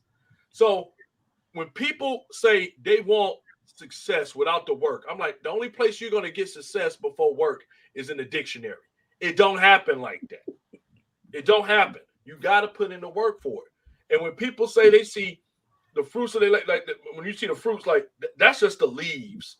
Like when people like, man, I want to be able to or like when I say that, I say the root cause of everything that we have a lot going on, at the root of it is selfishness. People get confused when I say that. They're like, what you mean the root cause of everything is selfishness? I'm like, okay, let's think about relationships. Divorces and everything of that nature. Families not talking to each other again, partnerships breaking off. I'm like, the root cause is selfishness. They're like, how you can prove that? Easily. What you think? You had some. What happened with you? They'll say money was it. I'm like, no, it wasn't. The root cause, that's the leaf. That's the leaf off the branch. The root cause was selfishness. They're like, because why? What happened with the money? Oh, they were spending it all and never took care of me. Oh, so they were being selfish with the money. Oh, yeah, that was the root cause of it. Or you say something else.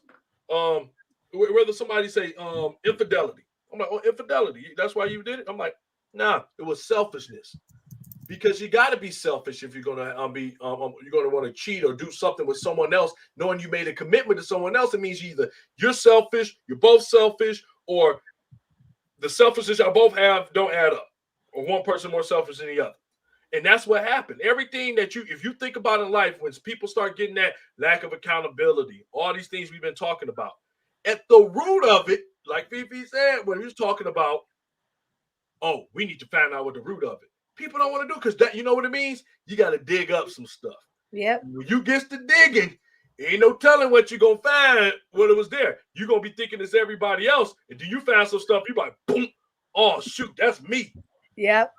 Oh, that was me right there. So that's like, I think that the biggest hole of everything tonight is that when you got to get to the root of some things, you don't want to go through that process. You don't want to go through that process. And like you said just now, we were talking about everything that was going on with this league. It's attacking the root. It's establishing it for these boys. Like, no matter what you've been going through, they're getting it before they start to get fully sprouted. They're like, hold on.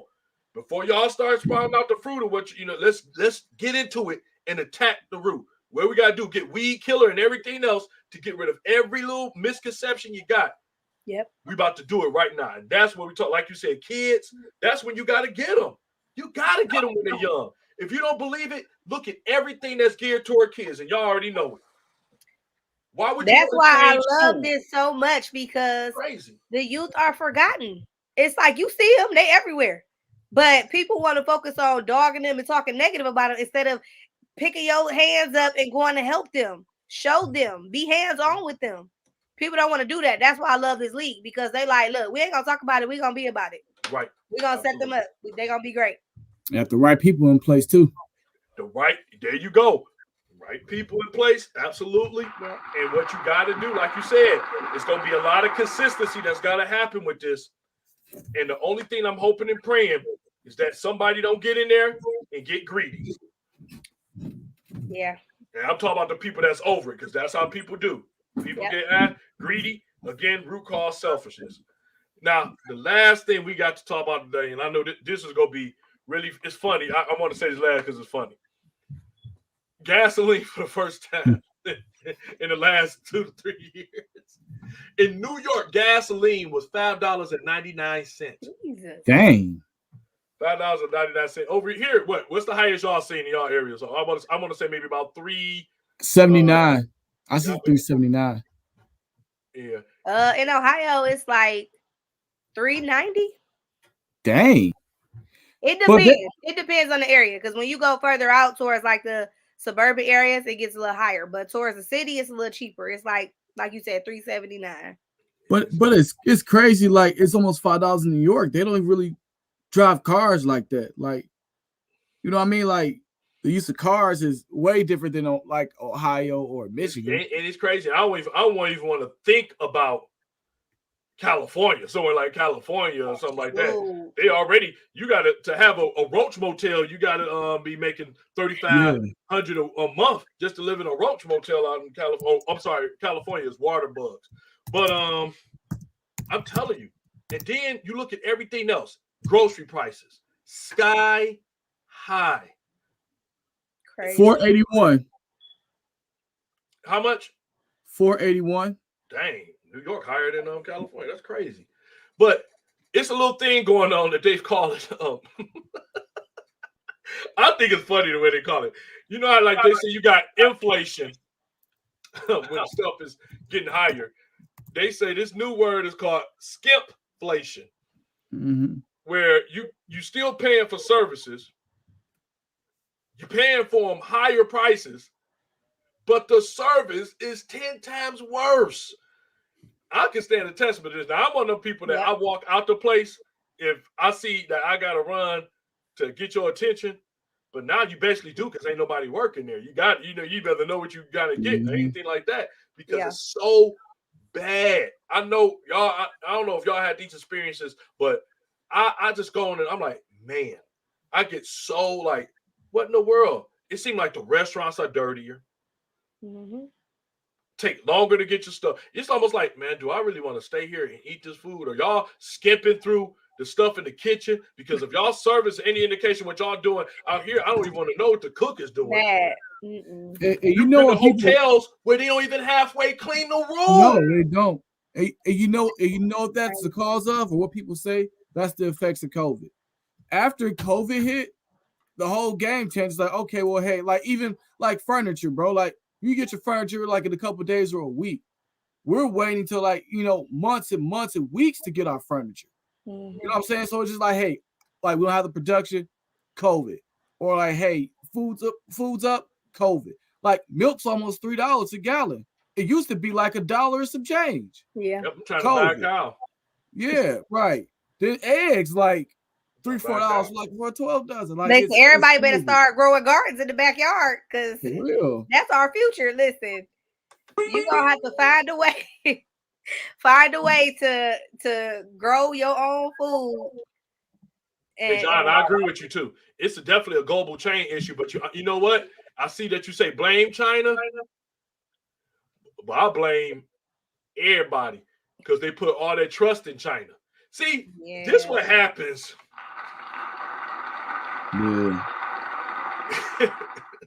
This is what happens when people do so much. When you can't have, what's that name of that song? Woo, it's about Earth, Wind, and Fire. Like, you won't find love, I betcha. Woo, like, can't have love, but I betcha. See, you can't have for too long. See, United States was hiding underneath the fact that we was getting so much because let me tell y'all something. We the biggest consumer ever. We are a greedy country. Nobody has more imports coming in from everybody else than the United States. We are that's a fact. That's a fact. Country. We have a high maintenance. It's crazy. And that's exactly it, John. And that's the point I was gonna get to. See, oh man, I don't care. Trump had the right idea. And what I mean by that, see, people was clowning Trump because now his tactic was gangster. And if y'all remember, and if you paid attention, John, I know you do because we talked about it before. Trump did some gangster stuff to China. He said, oh, we in debt to you. You know what? I don't want to pay that money back. Let's tax their behind. We're going to tax their behind. We're going to put tariffs on them. Every good that come out of there, we're going to tax them because we the number one. We import from you from like no one other country. So we won't tax you. People got mad at that. John, remember we was talking about it. People got pissed about this. They started, when they was talking about, we need to stop doing stuff from China. When he wanted to do that, Americans got shook. They got shook. Like, wait a minute, what are you talking about, man? We got farming here we got to do. Come on, we got to do this. Don't think, let me tell y'all something. You know how many chicken sandwiches is out right now? Between KFC, Popeye's chicken, and all the rest of them, churchy chicken. Everybody got a chicken sandwich. Yeah. Do y'all really believe it's that many damn chickens in the United States? Yes, I do. Now stop talking. I know. I'm about to say you're so stupid. It ain't that many chickens here. Y'all crazy. We've been living beyond what we were supposed to be living here in the United States. We just starting to feel the pinch. And China, let them feel the pinch then. China, the number one producer. The Oscar goes to... He like, man, I'm not going to pay for people. I'm not going to pay this debt. So what you do is, it's a gangster. It's a gangster move that he did. Have any of y'all ever seen a movie called Casino? In Casino, Joe Pesci character would bet money. And anybody that know that movie could appreciate this. You would bet on the games, right? But it was lose. It was win-win for him because if he won, he collected. If he lost, he collected. Yep. That's what he was doing. He like, man, I'm not about to pay y'all. Tarf them. Everybody got scared. Tarf their goods. Tarf this. Tarf that. But you know what Trump did that people didn't understand with that? It's called business. Y'all wanted a businessman in office. That's what businessmen do. They're like, I ain't about to pay for that. A lot of things people talk junk about Trump about, I absolutely agree with that. Like, no, force America to start making their goods. But you know what's going to happen with that? A lot of these companies ain't going to have their gross income like they normally do because they're actually going to have to pay workers to work. Yep. They're going to have to pay healthcare costs. Yep. They're going to have to pay those things. See, companies like Disney that are multi-billion-dollar companies, have you ever scratched your head and say, dang, they got a lot of people working for them. How are they multi-billion-dollar companies? You don't pay your employees shit. Nope. You don't. You think a place like Cedar Point that are multi-million-dollar companies. Let me tell you something. You don't want to work at Cedar Point.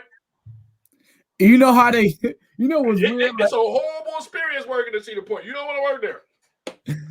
It's funny when you break up Disney. Like, you know, the incentive for them, like, actually working there with the low pay is that they get discounts. Like, they get real good discounts as far as Disney, but that's it. Give me the money.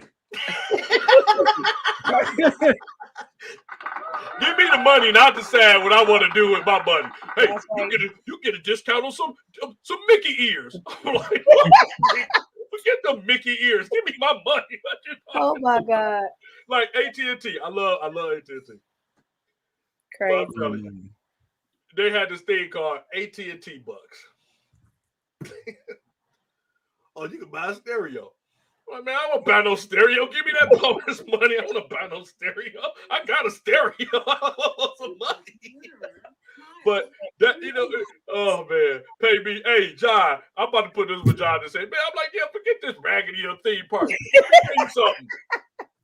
You're gonna be at Cedar Point. They want to say you should be proud to work at Cedar Point, and I just have it. I had it down pat. Like, welcome riders. You're about to ride the Millennium Force. It goes up an amazing 315 feet and then drops you down 305 feet, going at a speed of 93 miles an hour. Come on, coaster riders. We're going to be a minute for about a minute and 2 minutes. Please, thank you. Come back to Cedar Point, America's roller coaster. I'm telling you. They think that that's supposed to be a privilege for you to say. And I'm very proud of these young kids now, even though I don't think y'all got the best work ethic. I think y'all have a good ideas that y'all want to do. Because I'm going to tell you, if I had the amount of, I couldn't imagine having this when I was 19. Okay, listen. I would have never went to college. And I'm just being honest. I would never went to college. I wouldn't need to. I wouldn't need to. But it's just incredible when I see what they want to do with all these other organizations. Walmart. My cousin was a manager up here at Walmart. Walmart is $1 billion. First of all, let's do some facts. It's the highest growing retail chain in the world. Only one is bigger is Amazon. Mm-hmm. And at the time, it was just on Walmart. Yep. $1 billion. If you do yourself a favor, John, I know you know. I'm a subscriber to Forbes. I always read all the magazines and everything else like that. But when I look at the list of the billionaires who just recently came out, every single member, even the grandchildren, do you hear me? Even the grandchildren of the Walton family are on this list, and they're billionaires. Yeah, They're richer than Michael Jordan and Oprah Winfrey. These are children who didn't have anything to do with the success and the beginning foundation of this company. Some of them don't even work with the company. It's just inherited, baby. They get it just because their name is connected. That's gangsta.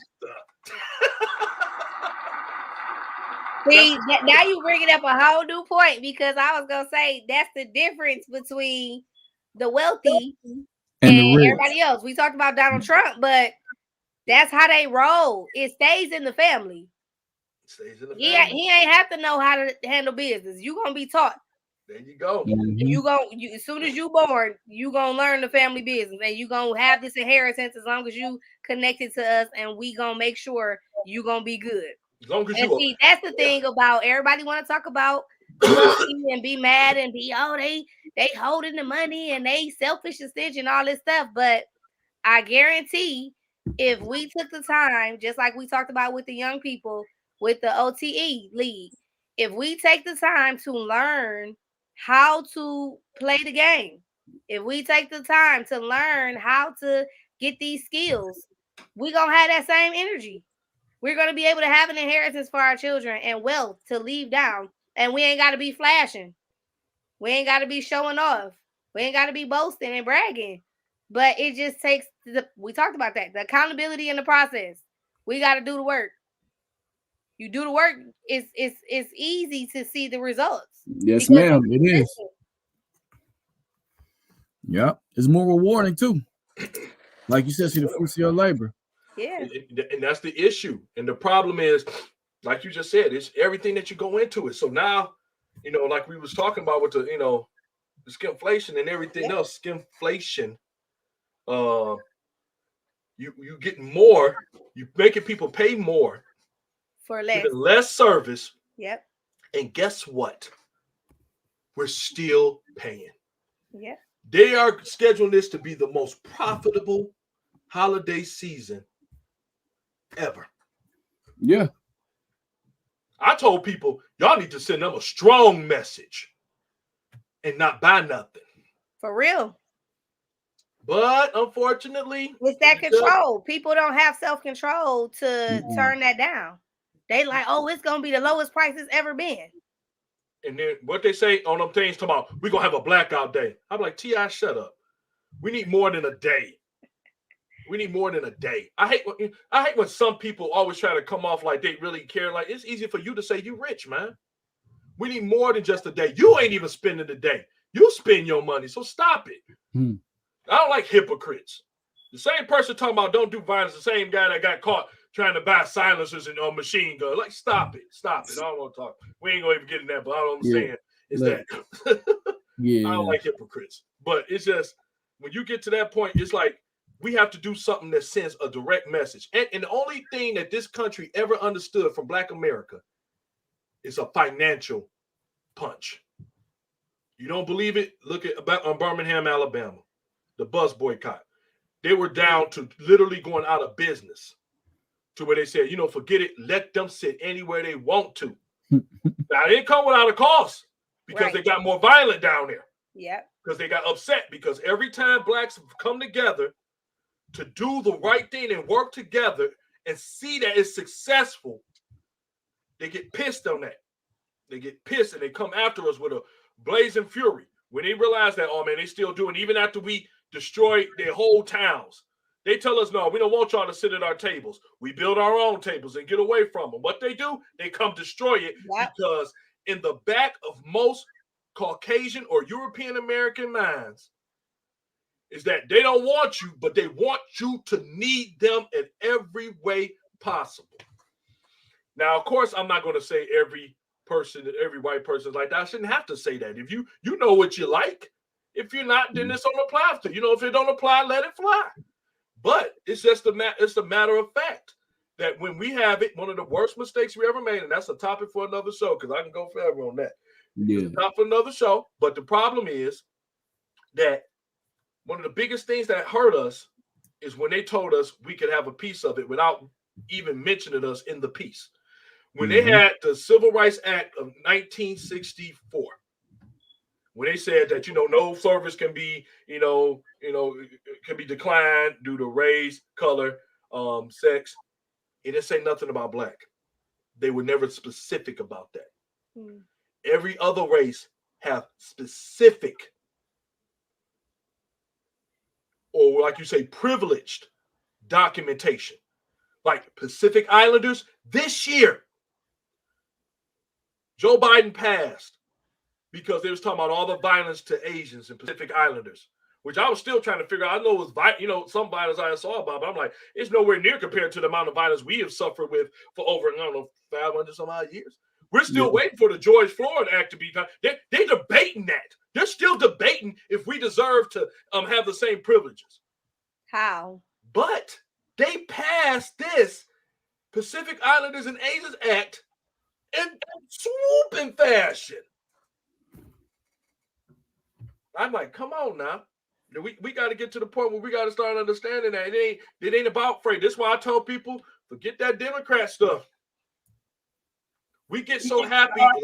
You absolutely, bro. We get too happy with meaningless victories. When they said, "Oh, we're gonna go ahead and okay Juneteenth," that was a shut up tactic. Like, man, it's getting bad. Let's get something to shut them up. Give them Juneteenth, make it a national holiday. I don't care. Juneteenth, I respect it because it's the true independence.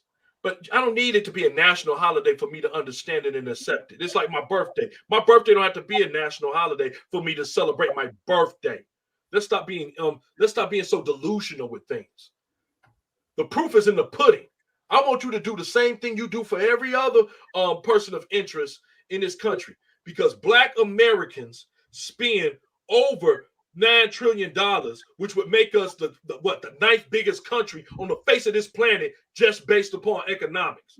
Yep. So don't tell me we ain't important. Once we start hitting them hard with the money, it's the one thing we don't want to hit them hard with, because we feel like we always gotta spend. We gotta spend. That's why they can do inflation, because they know we're going to show up. You know, we're gonna show up and show because out. it goes back to that mindset where we gotta show we got money. We gotta show I got the new, the best, the biggest, the baddest. Like they know we gonna come through.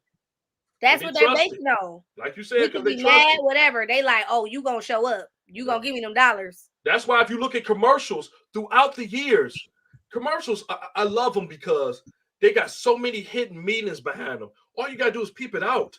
Lexus commercial, you couldn't find a Black person to be in the Lexus commercial. Yeah, I'm a Black person. Now, over the years, in the last almost 8 years, all you see is Black people giving them gifts wrapped up, just snowing. Get your wife a Lexus. Get your wife a Lexus. Get your husband a Lexus. I'm like, man, no, give me the money. That's me. The person, that's me. Give me the money. But it's just, that's what you see. They drip. They are, and I'm telling you, they know who the number one spenders are too, which is African American women. Number one. Wait, okay, look, wait. Pause. Since we talk about commercials, have y'all noticed that these COVID commercials always got these Black people in them now? Yeah. It's the movement. You better go get your vaccine. I'm like, what?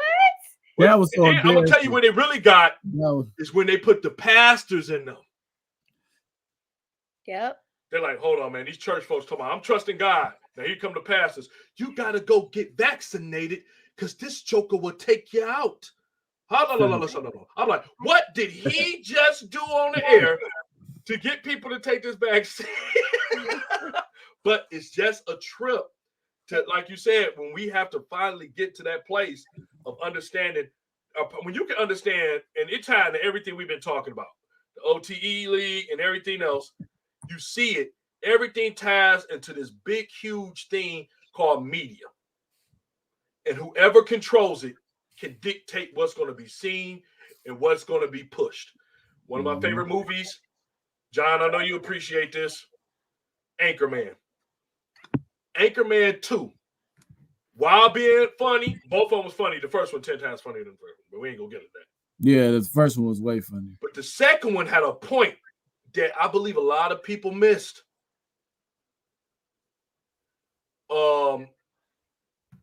My man that I can't think of his name. Paul Rudd, the character that Paul Rudd played, had a story that he wanted to put on there, and he was talking about a thing called Koala Airlines and how pieces of the planes were falling apart and falling on people and damaging property. Now, the problem was that the owner of Koala Airlines was also the owner of the network. So he was telling them to bury the story. Like, no, don't put that story out there. They're like, why are we putting it out there? It's supposed to be the truth. But this is exactly what happens every day in our society. Backers and funders like, no, you can't put that story out there. Don't put that story out there about us. We got money behind that. We invest in that company. We invest in this. We invest in that. So with everything that's getting the push, that's what's going to get pushed. And like I said, nobody got nothing against. Let me tell you something. If you're a woman, and like I said, I don't agree with a lot of things, but that don't mean I don't. I got love. I believe everybody got the right to live on this planet. As long as you ain't hurting and trying to do no damage to nobody or anything, I'm perfectly fine with it. Whatever you do in your life, you just have to realize that whatever you're doing, you have to be accountable and take whatever consequence, whatever backlash that come with it. Just stand strong on it. Stand 10 toes down. If a man wants to marry or a man want to be with another man, do your thing. If a woman wants to be with another woman, do your thing. I don't agree with it because I don't think it brings nothing forth and it doesn't grow anything. And I believe everything in life is supposed to be a cause and effect. It shouldn't be a cause and a cause. If it's a cause and a cause, nothing is going on with it. So it means it don't serve a purpose. Don't get offended by me, try to coach it, but it's just factual information. You got a man and a woman, cause and effect, they come together. The effect is children. That's how it was supposed to be done. I don't want to make it look like we should be one is less important than the other. You need a man and you need a woman. I'm not going to, nobody's ever going to take me away from this fact. That's what make a woman precious because she brings to the table the missing pieces that the man doesn't have and vice versa. And when they come together, it becomes whole and it creates life. Period. No one's going to make me believe anything different. No. Gender is not a choice. Whatever you've been brought into life with, it's a blessing. Stop wanting what everybody else has. Stop being in a place where you are so jealous. We got men jealous of women because they're women, and women jealous of men because they're men. You've been made with a precise purpose and a destiny, and you should be appreciative of that. Stop looking at everybody else. We are experiencing the biggest sin right now, and it's coveting. People are coveting everything that everybody else has. We just cover like, oh man, I covet the fact that she's able to make a baby and I'm a man. I want to be able to make a baby. I'm a man. Man, you are part of the process of making a baby, man. You're the seed. Without you, we can't do anything. Come on. And you're confusing all these young people. We confusing them. We confusing them because you want to tell them it's okay to make somebody believe that it's a woman on top that has the look of a woman on top, but at the bottom has the body and the shape and the anatomy of a man, and you want us to tell them that that's normal? No, it's not. No, it's not. This ain't destroying nobody out there. This is not hating nobody out there because I pray for them too. I pray for them because I want them to have truth. We should want truth. We should declare truth everywhere that we go. If you are comfortable in living in a lie and being in blissful ignorance, that's a dangerous place. Because all you're saying to yourself is that I don't ever want to face the truth because this lie is more comforting to me. And that is completely wrong. That's a dangerous way. When we start saying that opinion is more important than fact, we are doing ourselves a disservice. When you can't control what comes out of Pandora's box, when you start allowing stuff, you have no control what comes out of it. You're going to say this, you're going to start coming up with everything. You're going to start people saying, well, I want to marry dogs. I want to marry cats. I want to be able to have sex with cats. I want to be able to have sex with dogs. I want to be able to say on my birth certificate that I am a Cocker Spaniel. You want to say on your birth certificate that I am an Albanian horse stallion in this place. That is a dangerous place to be where you're starting co-signing on irrational lies. That's a dangerous place. So you're not going to catch me calling for people's heads to be cut off. I ain't gonna do that. I'm not gonna do that. So all I'm trying to say, because I represent the opinion of Randy Johnson. I represent the factual information of Randy Johnson. Call me Spalding. Okay. All right. I'm just saying, it's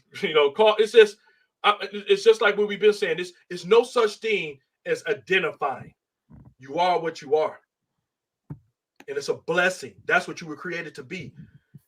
I'll just say this before we go ahead and end out, because I know we've been going over our time frame. But one thing I want to say thank you. And we are so happy to have our new co-host, Miss Hills, on this bad boy. We love you so much.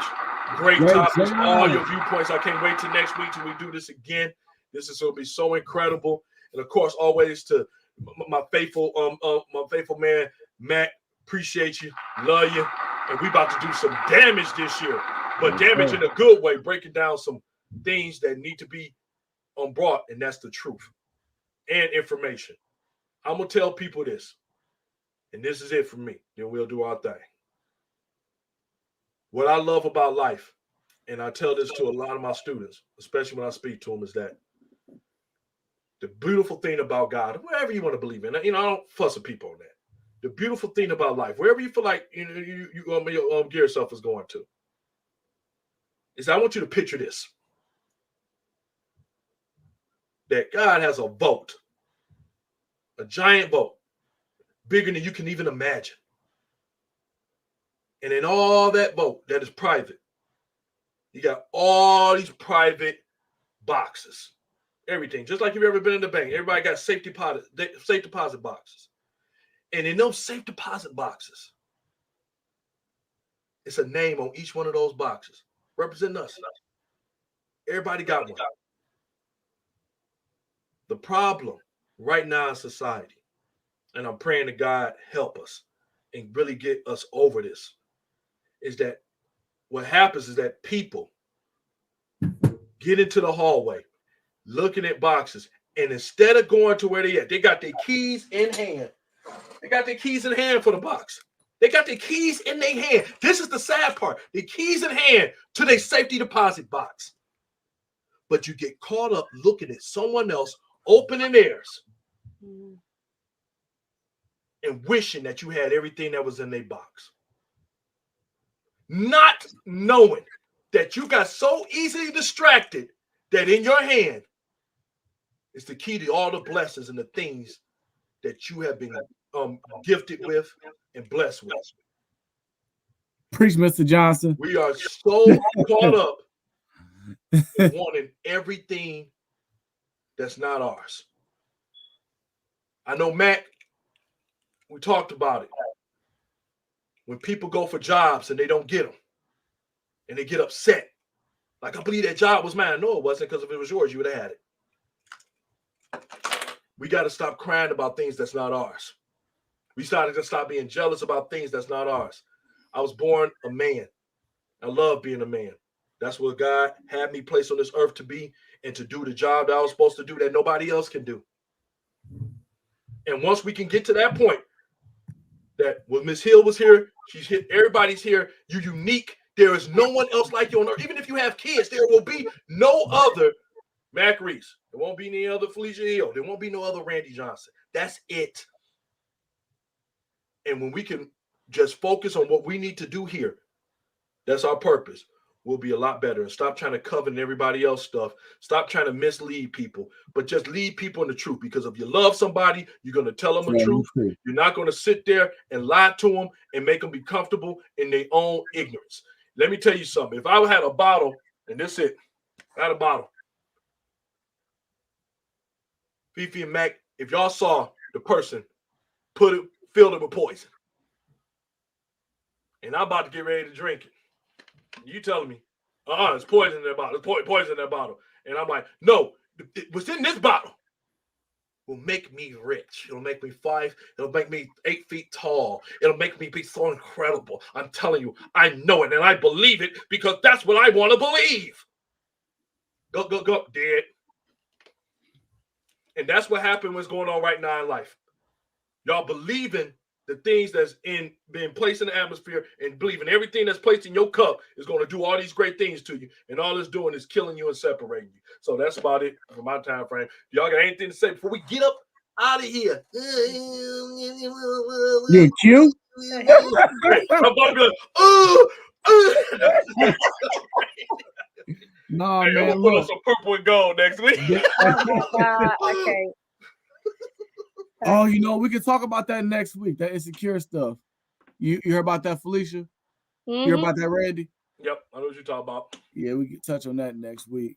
But guys, I appreciate y'all. Thank y'all for tuning in, sharing, liking, subscribing. Please continue to come back, and kick it with us. And Miss Hill, cuz is it this way? I love you and thank you for being a part. And I'm just looking forward to the amazing things you're gonna help us do. Yes. Thank y'all for having me. I'm so happy to be a part. And I'm just ready to represent for the ladies.